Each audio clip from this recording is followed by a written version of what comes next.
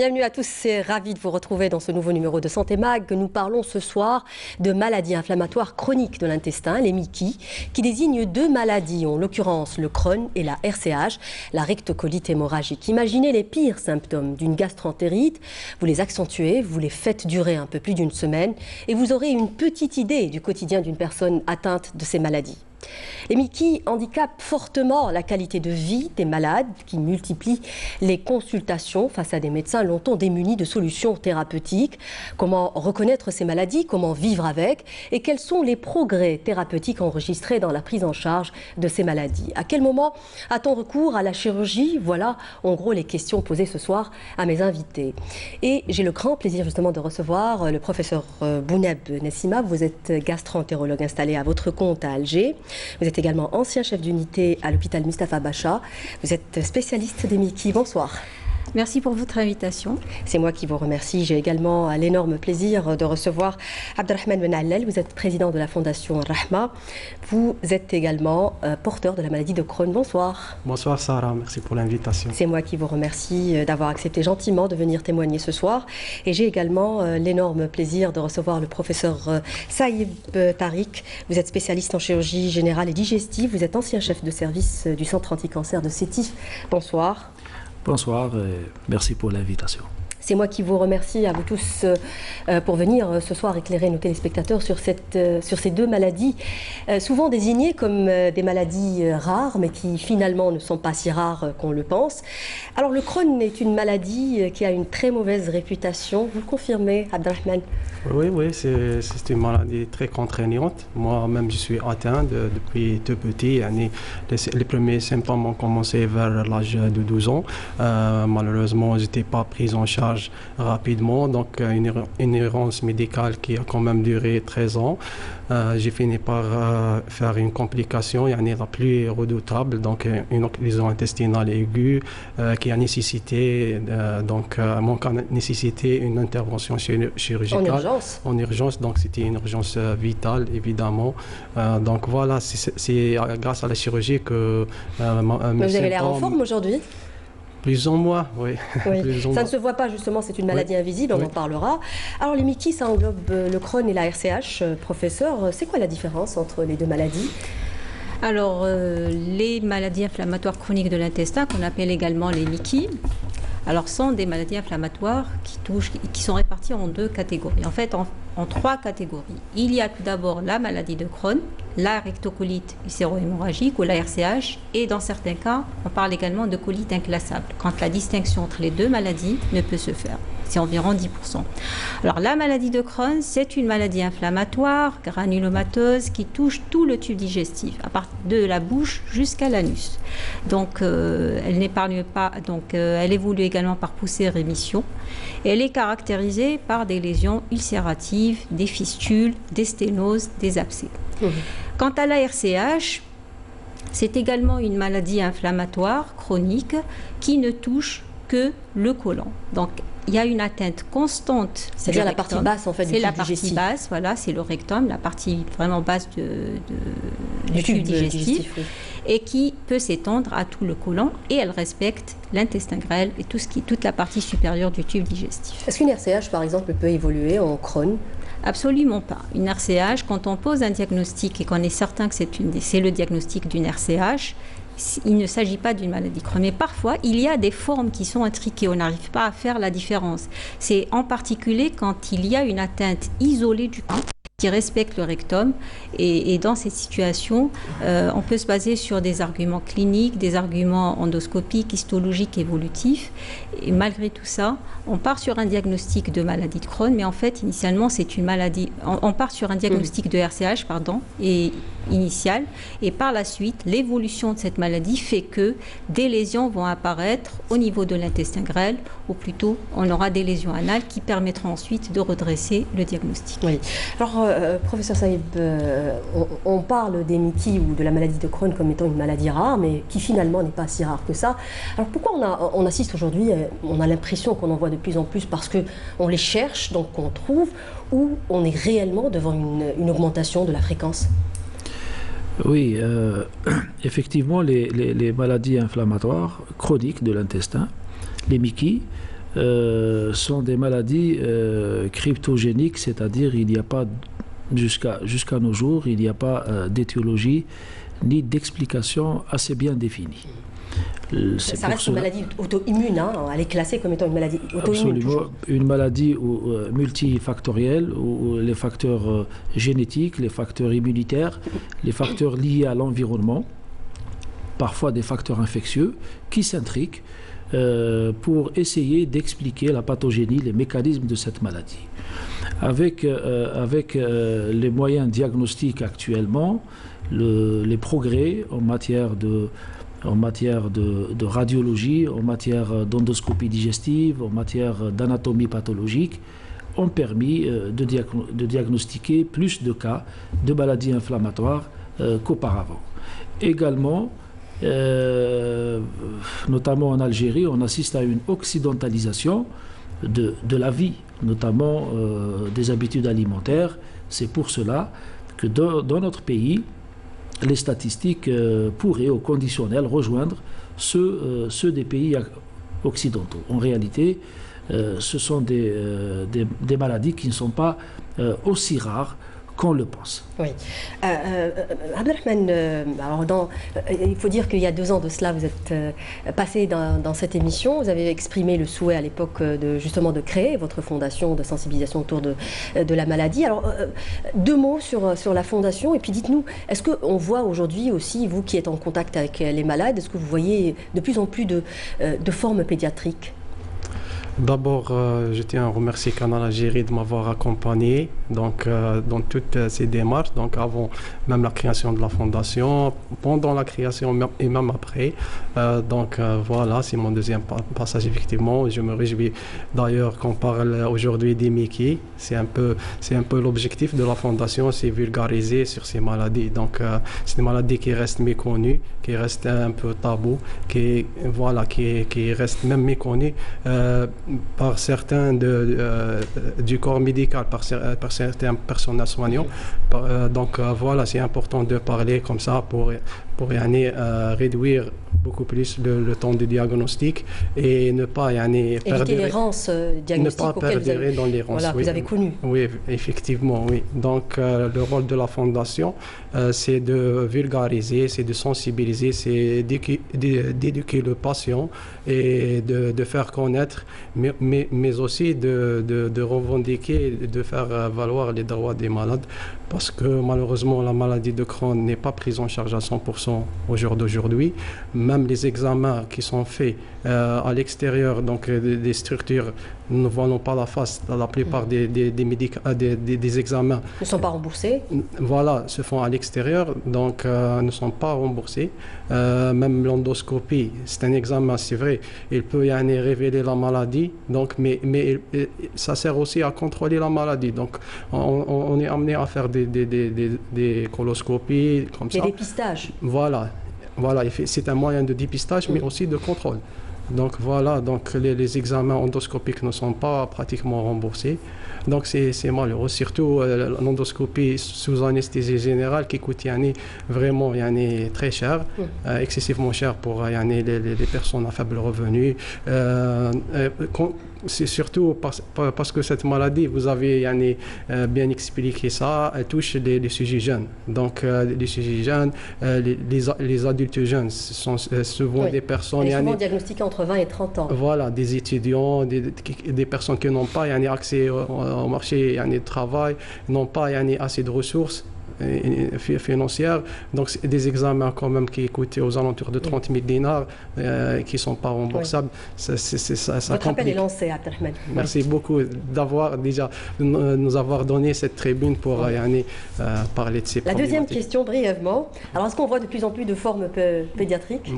Vous avez devant vous déjà un cas. Donc, moi, le diagnostic, c'est vrai, est tombé quelques années, voire même est arrivé, voilà, est arrivé plus de 12 ans en retard. Donc moi, quand j'étais gosse, j'avais beaucoup d'allergies alimentaires et tout ça. On pensait que c'était des gastro-entérites. On pensait, on disait peut-être que c'est dans la tête de la personne, c'est psychosomatique et tout ça. Mais finalement, le mal était là, le mal était réel. Maintenant, on parle des formes pédiatriques, mais avant, on n'en parlait pas. Donc maintenant, il y a de plus en plus d'enfants diagnostiqués. Je me rappelle, j'étais au service d'Obainem, j'ai vu même des petits-enfants à l'âge de 6 ans, 7 ans, 8 ans, avec une poche de stomie. Donc c'est quand même... Avec un état qui s'est déjà dégradé. Voilà. Oui. Alors, je vais vous inviter justement à regarder un reportage qui revient sur ces maladies, qui nous explique qu'est-ce que les Mickey, avec un témoignage. Regardez, c'est un reportage signé Rima Mari. Mickey regroupe deux principales formes des maladies inflammatoires chroniques de l'intestin, la rectocolite hémorragique et la maladie de Crohn. Les causes exactes de ces pathologies ne sont pas encore déterminées. Cependant, des facteurs comme la génétique pourraient être à l'origine de ces infections. C'est des maladies qui touchent la totalité du tube digestif ou un segment, qui se manifestent par des inflammations qui entraînent des symptômes qui peuvent parfois retentir sur la qualité de vie des sujets. Pour diagnostiquer la maladie de Crohn ou la rectocolite hémorragique, le médecin peut demander aux patients de réaliser des examens d'imagerie. Le diagnostic fait appel à la clinique, donc l'examen du patient, des explorations endoscopiques principalement, la coloscopie et la radiologie. Pour l'heure, il n'existe pas de traitement pour soigner les Mickey. Toutefois, les médecins peuvent prescrire aux patients des médicaments permettant d'atténuer les symptômes. Les premiers traitements, c'est enfin des règles d'hygiène de vie, particulièrement pour la maladie de Crohn, c'est arrêter le tabac, l'exercice physique pour se déstresser et les médicaments. Les médicaments, il existe trois catégories principalement, les anti-inflammatoires, les immunosuppresseurs et les biothérapies. Atteinte de la maladie de rectocolite hémorragique depuis 2 ans, Rima, cette jeune étudiante en journalisme, a aujourd'hui appris à vivre avec, même si ce n'était pas gagné au départ. C'est une inflammation au niveau du grand intestin. Donc j'ai découvert ça, j'ai été diagnostiquée en juillet 2019, donc quand j'avais 20 ans. Je suis passée par 3 mois de diarrhée sanglante et avec glaire, insomnie, mieux qu'avant parce qu'au début j'arrivais pas à accepter ma maladie, j'avais peur et tout. Et j'avais honte aussi. J'avais honte vu que les symptômes ne sont pas... Surtout que je suis une fille. Mais maintenant j'accepte de plus en plus et j'essaye voilà, que ça soit ma force. Pour la majorité des patients, le cheminement d'acceptation est lent, encore douloureux de temps en temps. C'est pour cela qu'il ne faut pas hésiter à en parler afin de détabouiser cette maladie. Oui, alors justement, on est là pour un peu secouer la conscience collective, pour expliquer ce que c'est et puis pour dire qu'il n'y a pas de maladie honteuse. Alors, on a écouté dans le reportage, professeur Bouneb, on a parlé du facteur génétique. Est-ce qu'on peut parler aujourd'hui de famille de Crohn, par exemple ? Effectivement, bon, on parle de susceptibilité génétique. Et ces facteurs génétiques, ils ont été évoqués en fait parce qu'il a été constaté qu'il y avait plusieurs cas de Mickey au sein d'une famille. Donc il y a des formes familiales de ces maladies et elles sont mélangées. Il y a des cas de RCH et des cas de maladie de Crohn au sein de la même famille. Il y a autre chose, il a été également montré que chez des jumeaux, quand un jumeau, les vrais jumeaux, quand l'un d'entre eux avait une maladie de Crohn, une Mickey, le second avait 50% de chances de développer lui aussi une Mickey. Et enfin, le troisième facteur qui nous amène à parler de cette susceptibilité génétique, c'est qu'il a été identifié un gène. C'est le gène, surtout pour la maladie de Crohn, c'est le gène appelé NOD2 CARD15. Il a été retrouvé chez environ 50% des patients qui avaient des Mickey.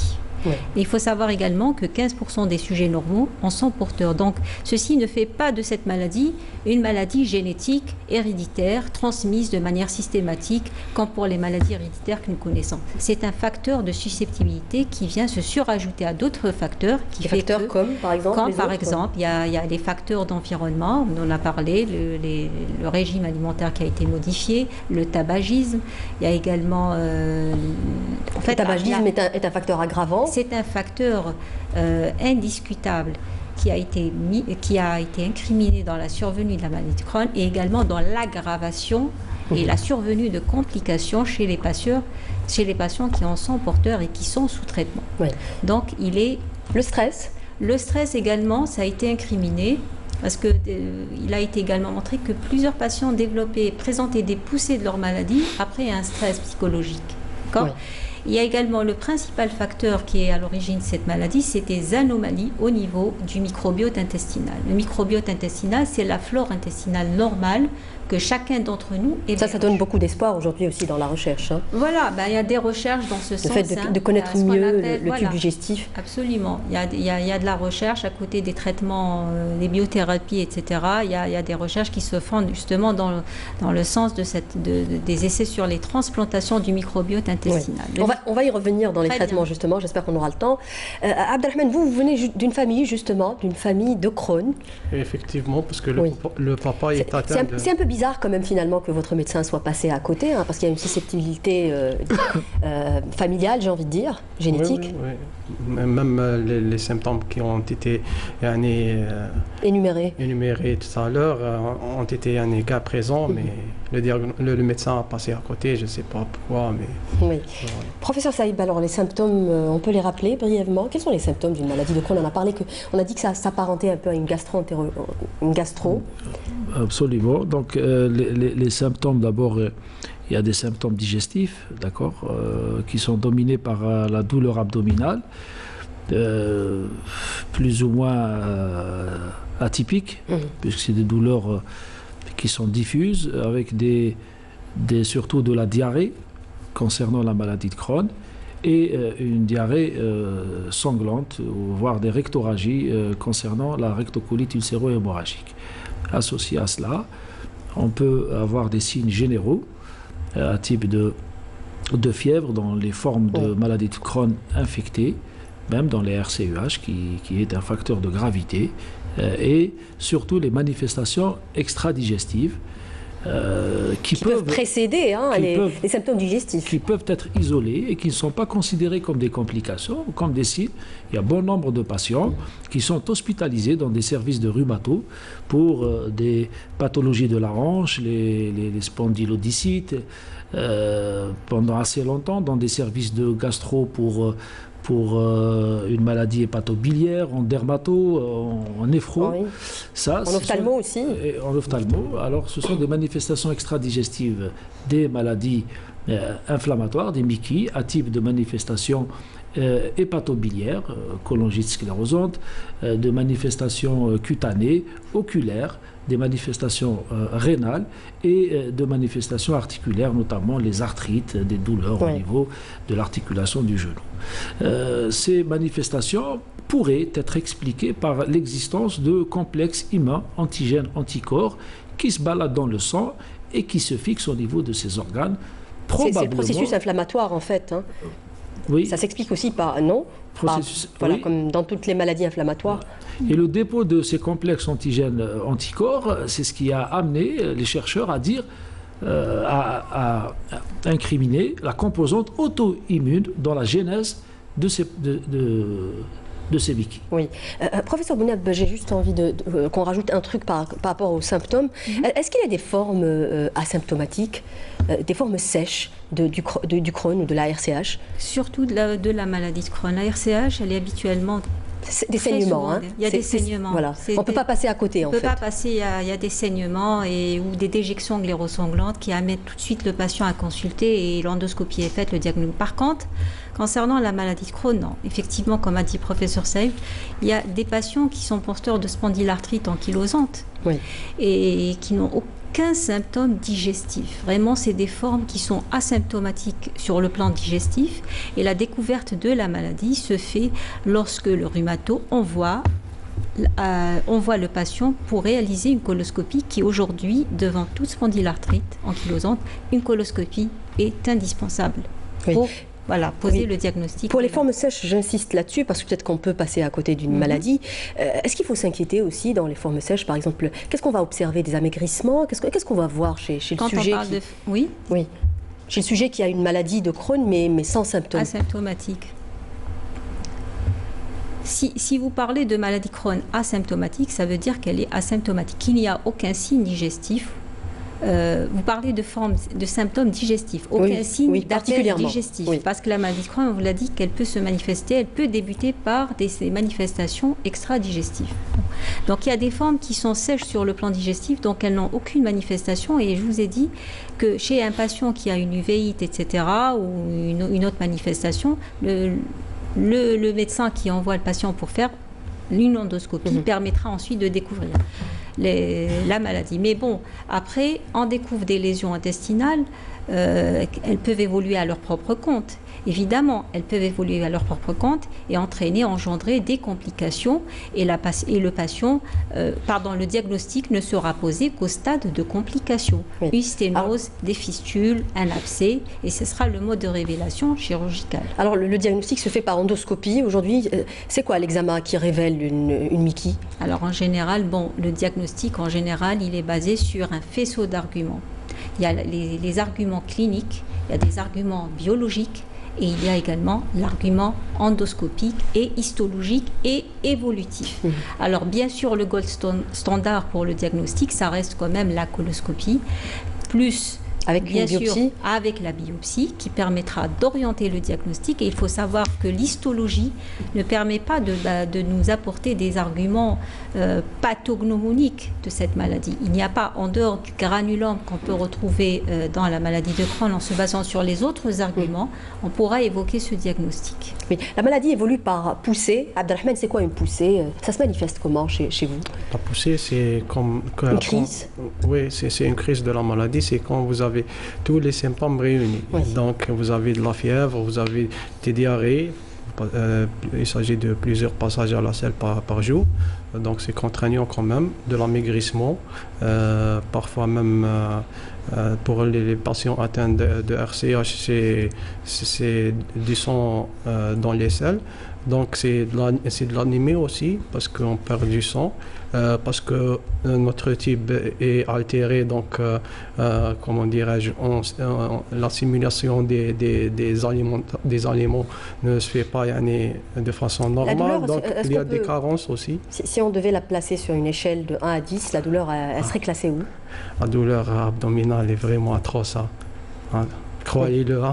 C'est vraiment, c'est pas une chose facile, c'est pas une douleur banale, c'est pas, je sais pas, c'est une vraie douleur très très atroce. Donc voilà, surtout la douleur digestive. Moi, je suis atteint de spondylarthrite, je suis atteint même d'uvite, mais croyez-le, la douleur les symptômes digestifs sont, voilà. Oui, elle est dévastatrice. D'accord. Alors, il y a un autre aspect aussi que j'aimerais aborder avec vous. On en parlait d'ailleurs dans le reportage, un aspect social. Beaucoup de malades ont du mal à dire qu'ils ont la maladie de Crohn. Pourquoi, en gros? Parce qu'on a peur du jugement de l'autre.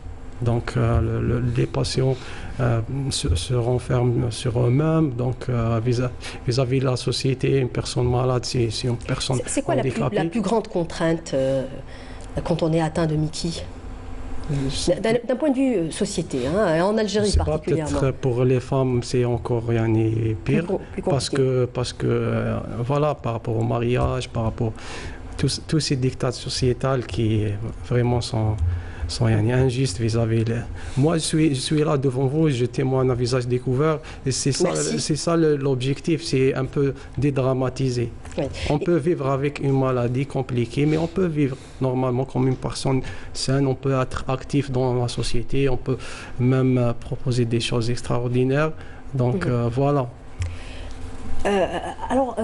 Vraisemblablement ou certainement, hein, finalement, la qualité de vie est altérée lorsqu'on est atteint de Mickey. Est-ce que c'est le cas chez tous les malades ou c'est variable finalement? La qualité de vie, c'est variable selon la sévérité des poussées aiguës et selon la sévérité de la maladie. D'accord? Puis il y a l'état psychologique aussi qui joue, qui est un facteur déterminant dans l'acceptation de la maladie.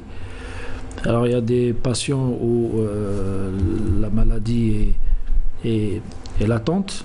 Il y a des poussées, mais il y a de très longues phases de rémission. Là, c'est des malades qui acceptent leur maladie et qui sont insérés sur le plan social et professionnel.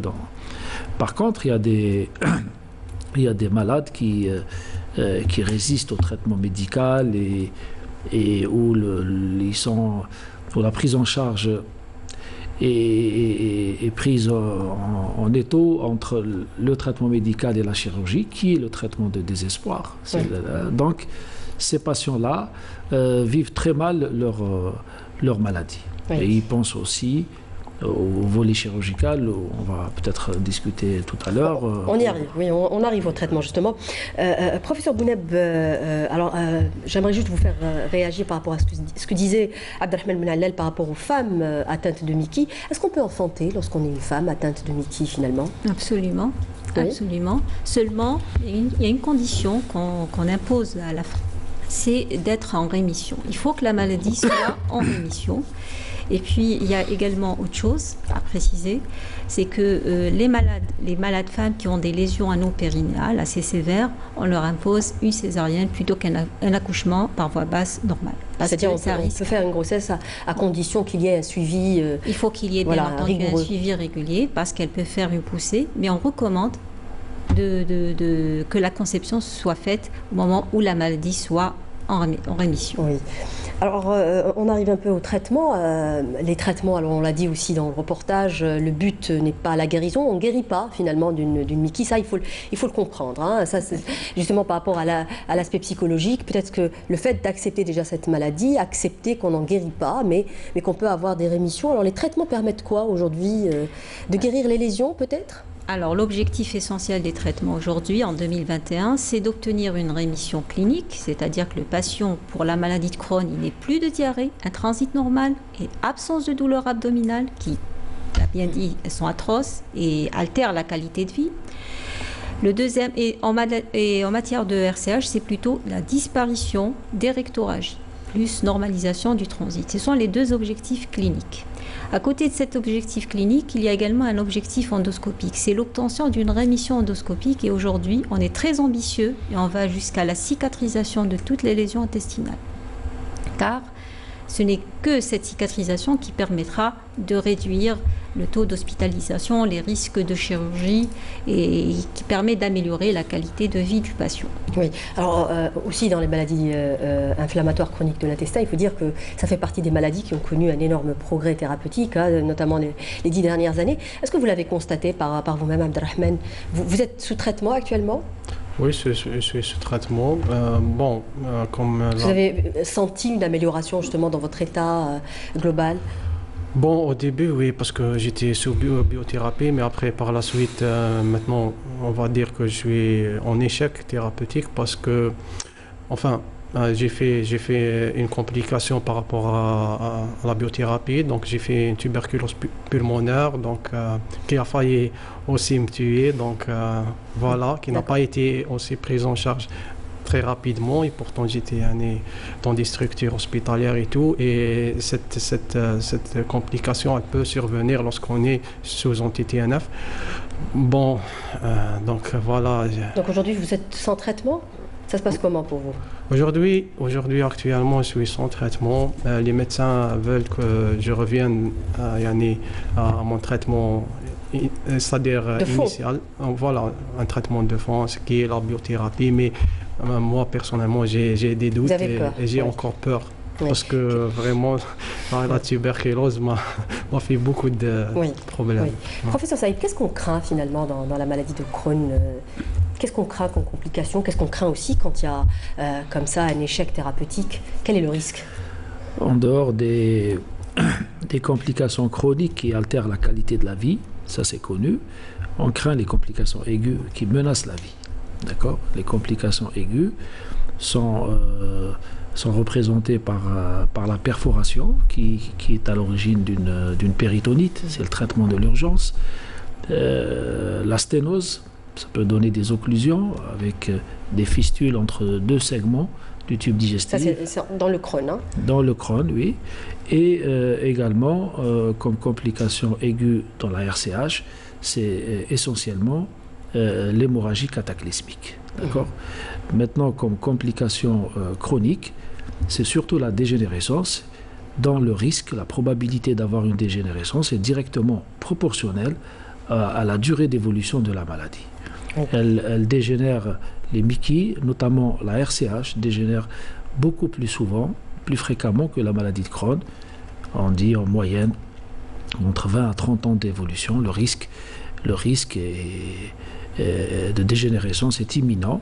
C'est pour cela que certaines équipes pluridisciplinaires, gastro-entérologues et chirurgiens, ont proposé chez certains patients porteurs de RCH la chirurgie préventive de la dégénérescence du cancer. C'est-à-dire il faut rappeler que ces maladies peuvent évoluer dans 2 à 5% des cas à peu près à un cancer colorectal. C'est ça en gros l'idée. Est-ce qu'aujourd'hui on fait des dépistages pour les personnes qui ont justement des MICI depuis plusieurs années, on va dire une vingtaine d'années? Est-ce que c'est recommandé? Est-ce que ça se fait? Oui, bien sûr. C'est recommandé, c'est sûr, mais est-ce que ça se fait? Ce sont des maladies chroniques, ça se fait. Un patient qui présente une MICI, à quelle fréquence? Les objectifs de la surveillance, c'est de guetter la réapparition des symptômes, les complications et la dégénérescence. Donc l'endoscopie associée à un examen histopathologique ou anatomopathologique, c'est entre autres de guetter, de voir s'il y a un passage, s'il y a l'existence d'un cancer ou bien un cas limite entre la pathologie bénigne ou le cancer, des cas de dysplasie, c'est-à-dire d'anomalies qui peuvent amener le patient à développer un cancer. Oui. La chirurgie dans les MICI consiste en quoi? C'est une ablation généralement, c'est une ablation d'une partie du tube digestif, c'est ça? Oui, on revient aux objectifs. Les objectifs de la chirurgie, c'est de supprimer le segment du tube digestif malade. En matière, si en matière de RCH, le problème est résolu, il faut enlever le tube digestif qui est malade, c'est-à-dire le côlon et le rectum, d'accord? Après, on confectionne un réservoir qui va remplacer ce rectum à l'aide de l'intestin grêle, de l'iléon, et on le suture, on l'anastomose au canal anal, voire au bas rectum. Certaines femmes qui veulent procréer, on ne va pas toucher au rectum, on va faire une anastomose, on va faire une suture digestive, on va laisser le rectum pour pouvoir avoir des enfants, pour ne pas désorganiser l'architecture du pelvis, et puis peut-être surveiller ce rectum. Et s'il y a des symptômes qui apparaissent, on enlève le rectum. Par contre, en cas de maladie de Crohn, qui touche, pour rappel, tout le tube digestif de la bouche jusqu'à l'anus, se pose la problématique des interventions itératives. On enlève uniquement le segment du tube digestif, la partie du tube digestif qui est de visu malade, qui est macroscopiquement malade. On laisse le reste du tube digestif, qui est porteur du gène, qui est porteur de la maladie, mais macroscopiquement, ça paraît sain. Pourquoi? Parce qu'au bout de 20 ans d'évolution, avant 10 ans d'évolution, 90% des patients qui sont opérés, par exemple, en 2020, seront réopérés 10 ans après, en 2030, par exemple. Maintenant, c'est 20 ans. 20 ans, c'est presque 50% des malades vont être réopérés. Et il y a risque du syndrome du grêle court. En dessous de 1 mètre, certaines équipes spécialisées à 50 mètres, où la médecine est beaucoup plus développée par rapport à chez nous, Et le syndrome du grêle court est incompatible avec la vie. Ouais. Est-ce qu'on peut espérer des cas de rémission, professeur, après une chirurgie? Bien entendu, quand on a affaire à une atteinte qui est courte, qui a été opérée normalement, en particulier quand on a des atteintes courtes au niveau de la dernière rang ciliale, on fait une résection chirurgicale et on arrive à blanchir la maladie, oui, on peut pas guérir, mais disons mettre en rémission prolongée. Et bien entendu, le patient devra être soumis à un traitement d'entretien au long cours, hein, même si la maladie est blanchie. Il y a une surveillance, bien sûr, et des contrôles réguliers. Oui. Abdelrahman Ben Allal, dites-nous un peu, alors au niveau de la fondation, est-ce que vous faites des opérations pour des dépistages de masse, par exemple, notamment pour les personnes touchées par les Mickey, et est-ce qu'on arrive aujourd'hui finalement à démystifier, à dédiaboliser, j'ai envie de dire, presque la coloscopie ou l'endoscopie, parce qu'elles ont aussi une très mauvaise réputation comme examen, n'est-ce pas, professeur? Tout à fait. Oui. Par rapport à l'endoscopie, on n'a pas le choix. Heureusement aujourd'hui. Vous la faites régulièrement? Oui, c'est un moyen de contrôle, un moyen de dépistage. Donc c'est un examen, comme l'a cité le professeur Bounab, c'est le gold standard pour diagnostiquer ces maladies. Donc on doit passer par l'endoscopie. Heureusement, aujourd'hui, on fait l'endoscopie sous anesthésie générale, donc sous sédation, mais c'est quand même, ça se fait à l'extérieur des structures du soin, donc il faut payer pour ça. Donc j'ai parlé tout à l'heure, j'ai cité le montant, donc c'est pas abordable, c'est un montant excessivement cher. J'espère que l'État soit regardant vis-à-vis à ça, au moins couvrir une partie de cet examen.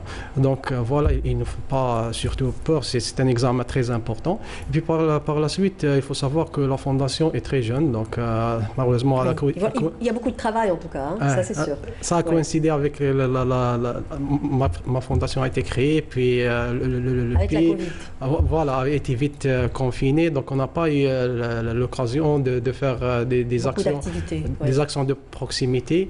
Donc la dernière action, on a fait dernièrement, c'est-à-dire une randonnée solidaire. On a invité le corps médical, les patients à marcher tous ensemble, une randonnée dans un cadre, dans un environnement agréable. D'ailleurs, j'ai invité les équipes de Canagéré. Malheureusement, on n'a pas pu venir. Ce sera pour la prochaine fois. Inch'Allah. Oui. Inch'Allah. Alors, je vais vous inviter justement à rejoindre le docteur Abbas Mjdel pour la chronique. Bonsoir, docteur Mjdel. Bonsoir, messieurs, dames. Oui, vous nous parlez d'un autre, j'ai envie de dire, on ne va pas parler de maladie, mais d'un facteur qui peut aussi altérer notre tube digestif, qui est en l'occurrence les brûlures caustiques. Absolument, nous parlerons aujourd'hui du problème des brûlures caustiques de l'œsophage, de l'estomac et du tractus digestif supérieur en général. Pourquoi on en parle? Parce que c'est un accident qui est fréquent, qui arrive souvent, parce que la facture de prise en charge est très importante, parce que la facture sur la santé de l'individu, qu'il soit adulte ou enfant, est assez importante aussi sur le court, le moyen et le long terme. C'est un accident qui est dû à l'ingestion de produits caustiques. Les produits caustiques sont généralement les acides, les bases, la javel tout simplement lorsqu'elle est très très concentrée. Ces accidents-là arrivent chez les enfants de façon accidentelle, notamment lorsque les parents ne font pas attention au lieu où ils mettent ce genre de produits, ils les mettent à portée de main des enfants qui vont ingérer ces produits-là de façon accidentelle. Et chez les adultes, ces accidents arrivent malheureusement et généralement dans le cadre des tentatives d'autolyse. Alors, les brûlures caustiques de l'œsophage et du tractus digestif supérieur sont à l'origine de lésions plus ou moins importantes, de gravité variable, des petites ulcérations jusqu'aux perforations, mais souvent, elles peuvent mettre en danger le pronostic vital immédiat de la personne. Oui. Alors, qu'est-ce qu'il faut faire justement devant une personne qui a ingéré un produit dangereux justement? Alors, c'est une situation... Qu'est-ce qu'il ne faut pas faire aussi? Voilà. Très très importante comme question, parce que souvent il y a des pratiques qui sont développées autour de ce genre de situation. On donne du lait, du dentifrice, des produits, de l'huile, etc. Alors ce qu'il ne faut pas faire surtout, il ne faut jamais faire vomir la personne.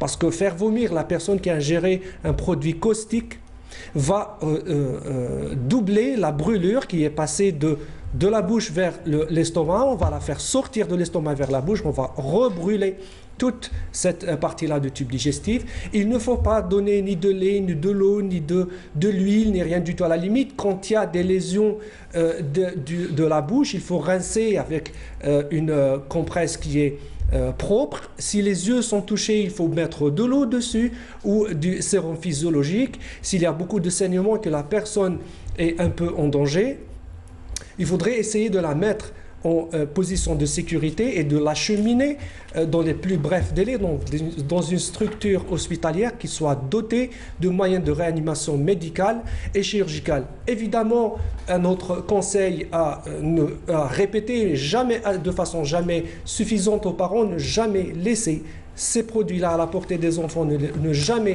laisser des produits caustiques dans des flacons ou en verre, par exemple, qui pourraient prêter à confusion avec de l'eau, une boisson banale.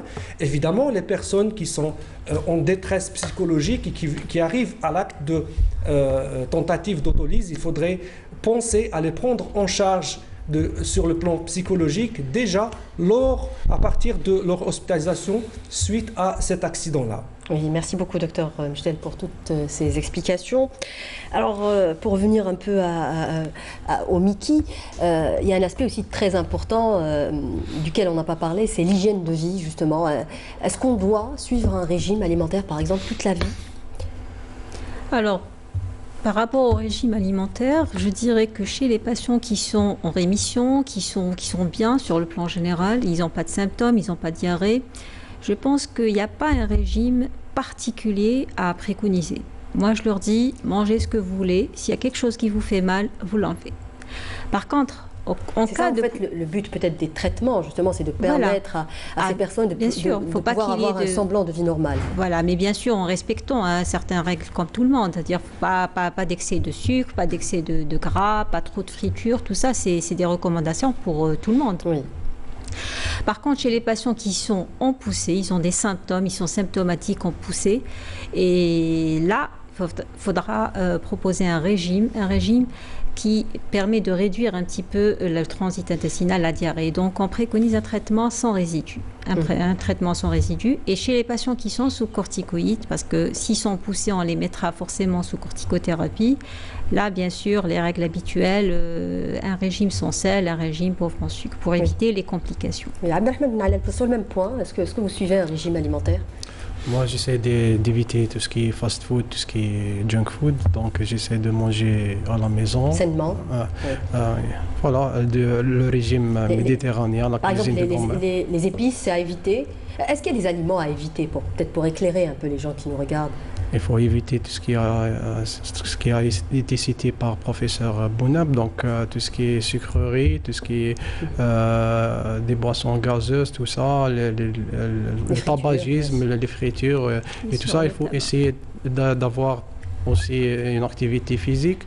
On ne cherche pas la performance, on ne fait pas du sport, mais il faut entretenir son corps. Et la marche, la randonnée, la natation, c'est vraiment très recommandé pour un bien-être physique et moral aussi, mental.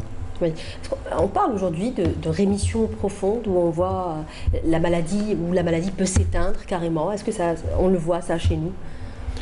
Oui, c'est possible d'avoir des rémissions complètes grâce notamment au développement des thérapeutiques, du traitement médical, de la biothérapie et des anti-TNF. On est arrivé quand même à avoir des rémissions complètes assez longues de la maladie et parfois même grâce à ces médications.